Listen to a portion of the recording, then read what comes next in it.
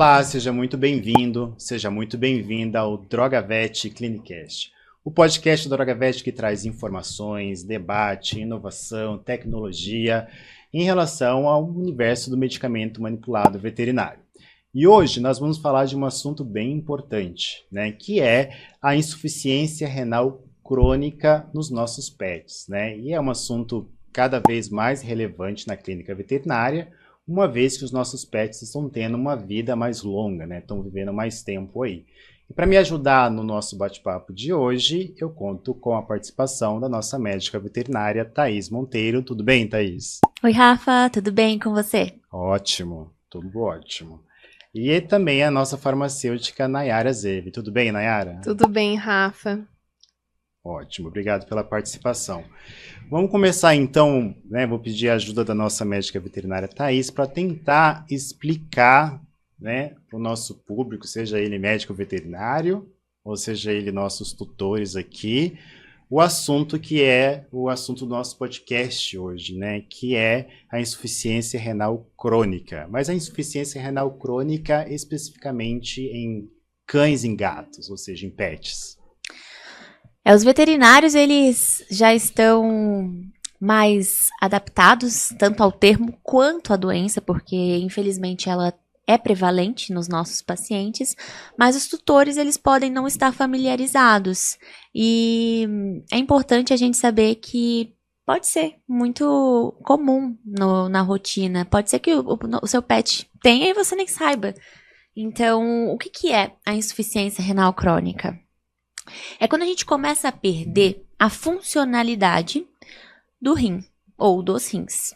Os rins, eles são importantes órgãos para filtração e manutenção do que a gente chama de homeostase, né, do equilíbrio desse organismo como um todo. Devido a alguns fatores, pode ser envelhecimento, pode ser a senilidade, a falta de água. Esses rins, eles começam a perder a unidade funcional. Então, a gente começa a perder funcionalidade, né? A unidade funcional dele são os néfrons, e esses néfrons, eles acabam se perdendo com o tempo. E aí, a gente começa a perder o poder do rim, que é de filtração e equilíbrio, dentre outras cositas mais que ele vai fazer, que são muito importantes também. Qual que é a grande dificuldade na insuficiência renal crônica? É que o organismo ele vai trabalhando muito bem, de forma silenciosa, com a falta desse papel dos rins. Quando a gente vai perceber a insuficiência renal crônica, muitas vezes ela já está agravada. Cerca de 75% dos néfrons, né, dessa unidade funcional, tem que se perder para a gente começar a ter sintomas nos exames de sangue. A gente começar a ver desequilíbrio ali de ureia e creatina, que são, para os tutores que estão nos ouvindo ali, parâmetros que os veterinários eles vão avaliar na rotina. Ou seja, ela é silenciosa. Então, a gente precisa tá atento, né, nas sintomatologias, de como esse animal vai estar apresentando, para que cada vez mais a gente consiga dar um diagnóstico precoce. Você citou que é uma doença silenciosa, né? E às vezes o tutor ele posterga, né, levar o pet dele no médico veterinário. Então, quando os sinais aparecem, já há um grande comprometimento, né? E demorar para levar o médico veterinário pode piorar ainda mais a situação. Então, falando do ponto de vista do tutor com o animal, quais seriam os sinais assim que o tutor poderia ficar atento que podem indicar que o pet dele tem uma doença renal crônica? A gente vê alguns sinais como poliúria, que nada mais é do que urinar muitas vezes. Quando está mais agravado, a gente pode ver oligúria, que é urinar muito pouco. A gente pode ver polidipsia, que é o animal sentir muita sede. Podemos observar o emagrecimento progressivo, então a anorexia, a apatia. Observar, sentir um mau hálito nos nossos animais, né, que não necessariamente estão associados aos dentes, mas sim um hálito que a gente chama de urêmico, tem um odor de amônia intenso, vômitos, úlceras orais, né, as aftas, O animal ele passa a ter menos fome, então a gente pode observar anorexia. Todos esses são sintomas, se a gente for pensar, muito inespecíficos, né? Por isso o check-up anual, semestral, é muito importante para a avaliação do nosso paciente, do nosso pet, né? Desde o início, tá? Mas fiquem atentos a esses sinais. Eu acho que quando a gente fala de problema renal, né, e principalmente problema renal em pets, a gente pensa para controlar ou para tratar isso, né, numa dieta ou numa abordagem que tem um foco ali de controle em termos de ingestão de proteína, né? Isso procede, doutora? Procede. Por quê?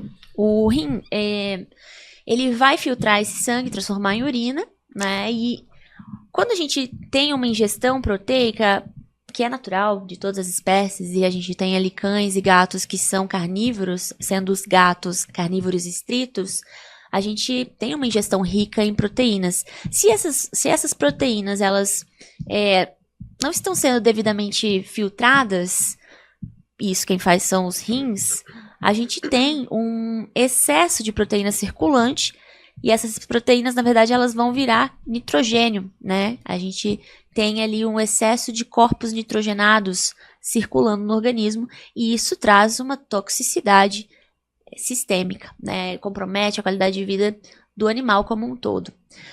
Cães, quando são pacientes renais, eles devem ter uma dieta proteica de muito boa qualidade e com proteína um pouco restrita. E gatos, por serem carnívoros estritos, têm que fazer uma restrição mais cautelosa dessa proteína, mas ainda assim restringir. Hoje a gente trabalha com dietas específicas para cães e gatos que já têm o controle de proteína para evitar esse excesso e evitar essa sobrecarga renal. Entendi. A gente sabe que toda doença, né, exige aí um protocolo de tratamento, mas dependendo da doença, né, a gente tem aí uma complexidade maior para o tratamento, né, e a doença renal crônica seria uma dessas doenças, né. Nai, fala um pouco para a gente como é que o suplemento, né, a suplementação pode ajudar no tratamento renal da doença renal crônica. Bom, como a Tatá explicou, assim, toda essa complexidade que envolve, né, esse paciente, é importante salientar que não existe medicamento, primeiramente, que vai restabelecer aquele rim, restabelecer aqueles néfrons. Uma vez que está instalada essa patologia crônica, não tem como reverter. O que a gente consegue fazer com esse suporte nutricional é retardar a progressão, no caso dessa patologia. Então, ali, o paciente está com 75%, né, do rim comprometido, a gente vai diminuir o avanço, né, essa falência total renal. Então, a gente está ali com 25% ainda que está funcionando, vamos tentar manter o máximo possível aqueles 25% funcionando, porque o rim é fundamental para diversos processos do nosso organismo. Então, isso garante uma qualidade de vida para o animal. Então, é muito importante. Às vezes, as pessoas não entendem ou não sabem realmente a complexidade que é os rins funcionando. Ter qualquer quantidade ali que esteja funcionando é fundamental para ter vida realmente, porque sem o rim ali, não tem como, né? Como ele está envolvido em todos os processos orgânicos, né? Desde circulação, produção de urina, até a parte endócrina, cardiológica, pressão arterial. O rim, ele é super importante no organismo, né? Sim. Bom, Nai, acredito que a grande contribuição em termos de medicamento que a DrogaVet pode oferecer para os nossos tutores e médicos veterinários, né, que tem paciente renal crônico, seria o uso dos cetoanálogos, correto? Mas o que seria os cetoanálogos? Bom, então os cetoanálogos a gente tem que pensar falando desse paciente com doença renal crônica. Então, como a Tatá mencionou, esse paciente ele vai ter ali um excesso de nitrogênio no seu organismo. Então, por ele estar com esse rim comprometido, ele vai ter essa dificuldade de eliminar esse nitrogênio, que seria ali a ureia. Então, está ali circulando no organismo do animal. Esse é o quadro, esse é o cenário do animal. Como que os cetoanálogos eles vão agir ali, né, nesse paciente? Então, o cetoanálogo ele tem uma molécula que não tem esse nitrogênio.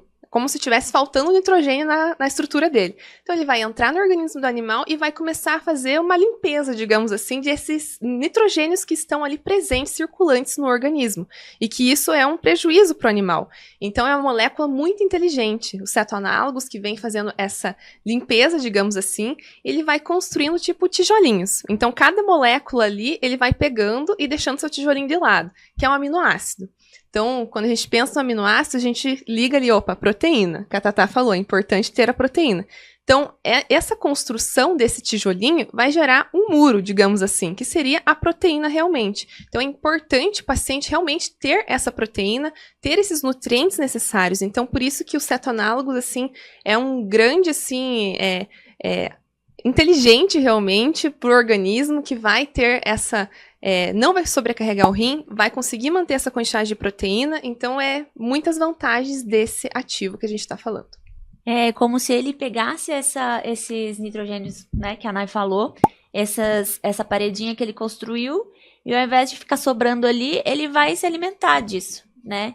Ele tira aqueles aminoácidos, os nitrogênios que seriam tóxicos para o animal, que não consegue absorver, não consegue excretar, e ele faz com que aquilo vire uma proteína de boa qualidade, sem ele precisar necessariamente ingerir da dieta e passar de novo pela filtração renal, que teria que ser feito pelos rins, e aí tem toda uma sobrecarga. Então, é um aliado interessantíssimo.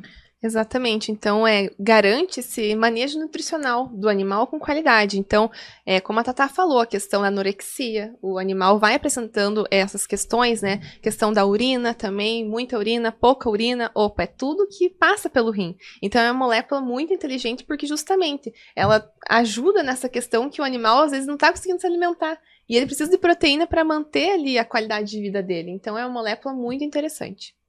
Doutora, voltando de novo a falar sobre dieta, né?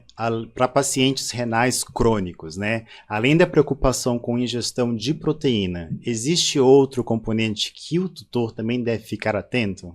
Existe sim, Rafa, principalmente o fósforo. A hiperfosfatemia é uma complicação que a gente tem da doença renal crônica e que pode trazer danos graves ao organismo, inclusive o hiperparatireoidismo secundário, né, que é uma doença grave. Secundária à doença renal crônica. Então, a gente precisa fazer a restrição dietética desse fósforo. E é complexo porque o fósforo ele está na alimentação, né, na alimentação normal. A droga VET, ela tem ativos que ajudam a quelar esse fósforo de forma natural. Então, a gente trabalha com a quitosana. A quitosana ela é derivada de um crustáceo e quando administrada junto com a ração ou com a alimentação, ela quela o fósforo, ou seja, ela se gruda no fósforo dentro do estômago e impede que ele seja metabolizado e vai ser excretado nas fezes. Então, é super legal. E a gente tem outros quelantes de fósforo também. Mas o manejo terapêutico e nutricional são super importantes para fazer o controle dietético. Vamos falar um pouco, então, da formulação dos cetoanálogos, Nayara. O que a gente pode destacar aí como componente importante? Claro que todos os componentes são importantes, mas tem alguns que a gente pode destacar aí na composição dos cetoanálogos. Sim, Rafa. Então, dentro dessa formulação dos cetoanálogos, a gente recomenda alguns bônus, digamos assim, que vão favorecer realmente essa qualidade de vida nutricional. Um deles eu vou destacar que é o ômega 3. Então, o ômega 3, a gente sabe que existem muitos estudos na literatura falando sobre a vantagem de utilizar ele, principalmente na prevenção de problemas ali do coração e tudo mais, hipertensão. Mas nesse caso, a gente está falando da doença renal crônica, ele também vai ser muito interessante, porque ele vai atuar ali reduzindo essa hipertensão glomerular. Então, é um ativo bem interessante de incluir nessa formulação. Outro ativo também que a gente sugere é o TCM, o triglicerídeos de cadeia média. Então, como a Tatá falou, esse paciente, ele vai apresentar ali quadro de anorexia, né? Então, essa diminuição ali da quantidade de alimento realmente que ele está ingerindo, e nessa formulação a gente coloca ele justamente para fornecer energia para esse animal. Então, é um bônus assim que tem nessa composição, nessa fórmula que a gente sugere, justamente para garantir esse manejo nutricional adequado para esse animal. Livre de proteína, né, Ana? Isso é bem interessante. Os triglicerídeos de cadeia média, eles são bastante utilizados na alimentação humana também.